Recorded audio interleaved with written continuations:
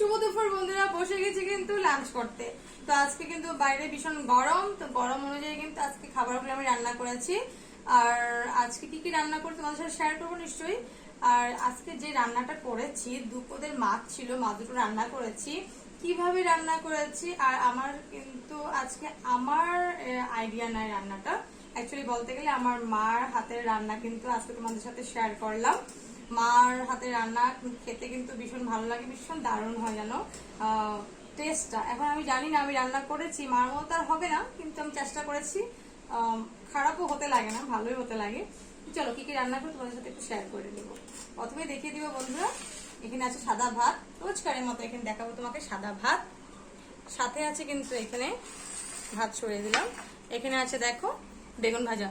ছোট ছোট সেই যে বাটিগুলো এনেছিলাম বন্ধুরা, দেখতেই পাচ্ছিল না, দেখিয়েছিলাম যে এই বাটিগুলোতে কিন্তু আজকে পরিবেশন করেছি।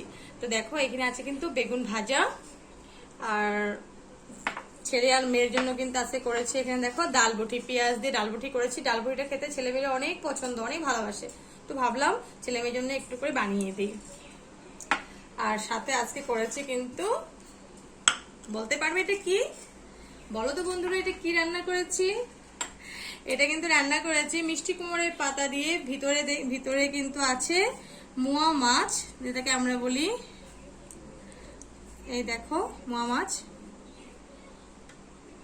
দারুণ হয় এটা খেতে, খেতে ভীষণ টেস্টি, ভীষণ টেস্টি।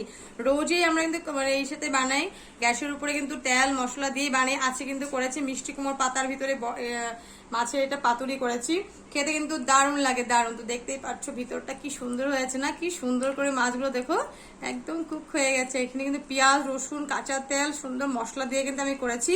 এটা সম্পূর্ণ রেসিপিটা বন্ধুরা আমার পেজে আপলোড করা আছে, ব্রড ভিডিও, তো তোমরা দেখে নিও। তো বলো এটা কার কার পছন্দের, নিশ্চয়ই কিন্তু কমেন্টসে কিন্তু জানিও বন্ধুরা। আর আজকে আরেকটা ফেভারিট ডিশ তোমাদেরকে বললাম, ফেভারিট রেসিপি বলতে গেলে মার হাতের, আর সেটা হলো এটা। আজকে কিন্তু কোনো ধরনের বেগুন দিয়ে ঝিঙা দিয়ে কিন্তু কিছু বানাইনি মাছ তরকারিটা। আজকে করেছি দেখো, আমরা মাছটাকে বলি ফলই মাছ, অনেকে বলে কান্দুলি মাছ। তো আজকে করেছে কিন্তু কান্দুলি মাছের আলু দিয়ে টক পাতা দিয়ে করেছি দেখো ঝোল। বেশি পাতলা করি নেই, বেশি কিন্তু গ্রেভি টাইপেও করি নেই, কিন্তু ভাতের সাথে খাওয়া যাবে সেমন করে করেছি কিন্তু। এটা দেখো পাতাটা কিন্তু টক পাতা, আজকে টক পাতা দিয়ে করেছি কিন্তু কান্দুলি মাছের পাতলা ঝোল বলবো না, একদম পাতলা করি না, দেখতেই পাচ্ছ এই পাতাটা কিন্তু টক হয়, খেতে কিন্তু দারুণ লাগে। আজকে ফার্স্ট ট্রাই করলাম, আমি রান্না করলাম, এটা কিন্তু আমার মার হাতের রেসিপি।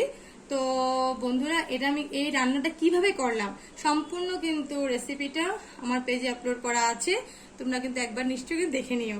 তো বলো বন্ধুরা আজকে মেনুগুলো কেমন হয়েছে। আর সবচেয়ে লাস্টে দেখিয়ে দিব তোমাদেরকে এখন নতুন লেচু, আমার মার গাছের কিন্তু লেচু, একদম মিষ্টি না এত লেচুগুলো কি বলবো। আর এটা কিন্তু আমাদের মাদের গাছের লেচু, তো মা দিয়ে গেল, ভাবলাম তোমাদের সাথে একটু শেয়ার করি না কেন। সবকিছু যদি তোমাদের সাথে শেয়ার করি তো এই জিনিসটা কেন শেয়ার করবো না বলো। তো বলো বন্ধুরা আজকে মেনুগুলো আছে কেমন হয়েছে, নিশ্চয়ই কিন্তু কমেন্টসে জানিও। তোমাদেরকে আরেকবার দেখিয়ে দিই মেনুগুলো।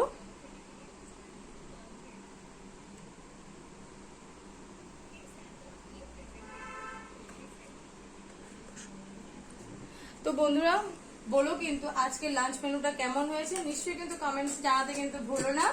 আর আজকে তোমাদের বাড়িতে কি রান্না হচ্ছে সেটাও কিন্তু জানিও। Thank you everyone.